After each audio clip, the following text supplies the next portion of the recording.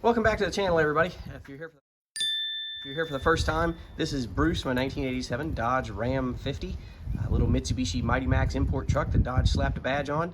And it's low mileage and it's well taken care of. However, it's got original shocks and they're not doing anything anymore. Going down the highway, if you hit one little bump, then you get a steering wheel vibration for maybe half a mile where just the wheels aren't settling down. So today, I've got the front shocks. We're gonna put them in. Okay, up top it appears to have basically a jam nut and a regular nut, and then sort of a double D configuration up here to get a small wrench or vice grips on so you can hold the shock while you spin that, not loose.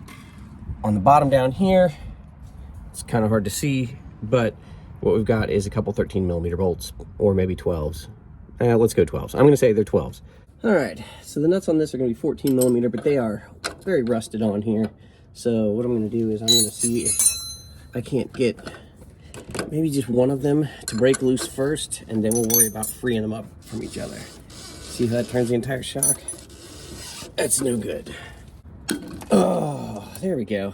All right, so the jam nut was rusted to it and jammed to it because that's what it's supposed to do. But now that it's loose, I should be able to get, hopefully, this 14mm off once I get some vice grips. Apologize if my voice sounds like crap today. The weather has been crazy and it is no good for allergies, sinuses, anything. So, oh yeah, look at that, nice and free. Okay, this will go easy now. Here to get off. There we go. The shock does come with new rubbers and spacers, but I'm gonna save the spacer. The rubber is garbage, but we'll save the spacer. Yeah, that shock's not doing anything. Look at that, I can push it straight down, no rebound. That shock's done. I'll show you more once it gets out. And right here, like I said earlier, these are 12mm. I should be able to thread these out. They've just been in an A-arm since they were put together at the factory. And look at that. Nice and easy. We'll get this shock out of here, hopefully. Bolt number 2. There we go, right out the top. All right, now this is a gas-filled shock, and it should rebound when you push in on it.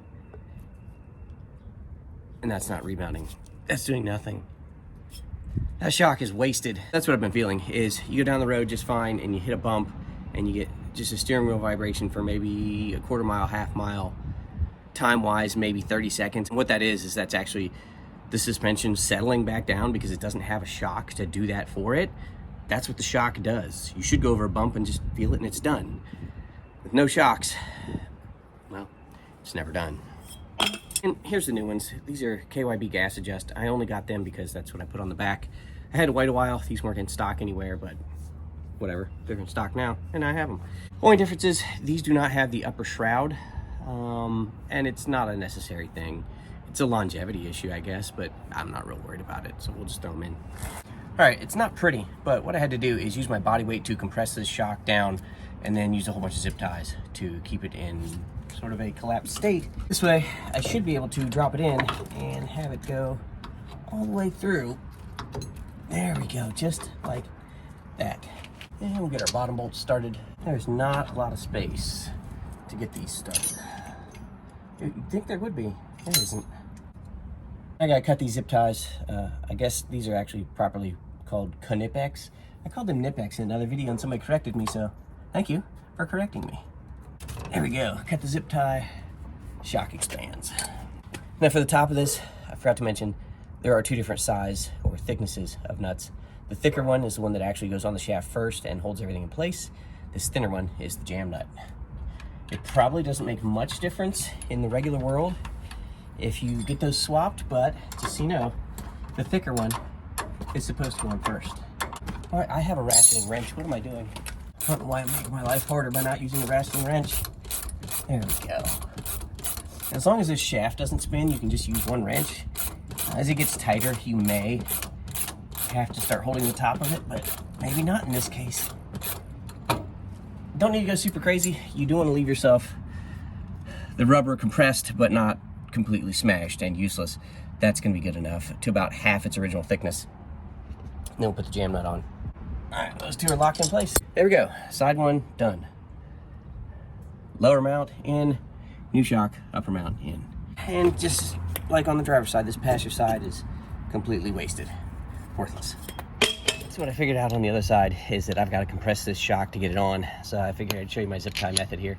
You gotta put the inner rubber on first like that with the spacer. One small zip tie up top. You're gonna do the same on this end. And then we're just gonna loop it in between.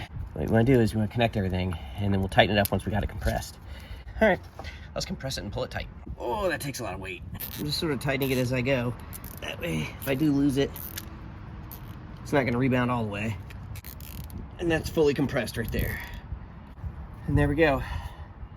That is one compressed shock. We should be able to install that. Not pretty, but it works. All right, I've got the bottom bolted in. I get this thing aimed and get it cut. Here we go. There we go. Woo! Perfect. And last few steps here is rubber, spacer, and thicker the two nuts. We'll get that thing started, get it smushed down, and then we should be all set. There we go. As you can see, these are all both about half the thickness of the original, maybe a little less. It'll be okay. Get the jam nuts put on there and lock down, and we're set. There we go. Finito. Brand new shocks. Hope Bruce appreciates it. Not a hard job, not too time consuming, but something that definitely needed done as just general maintenance from years of use. That's gonna do it for today. All I've really got left here is to put the tires back on, but nobody needs to see me do that. So first I'm gonna take a coffee break and then we'll get this done later. See you next time, everybody.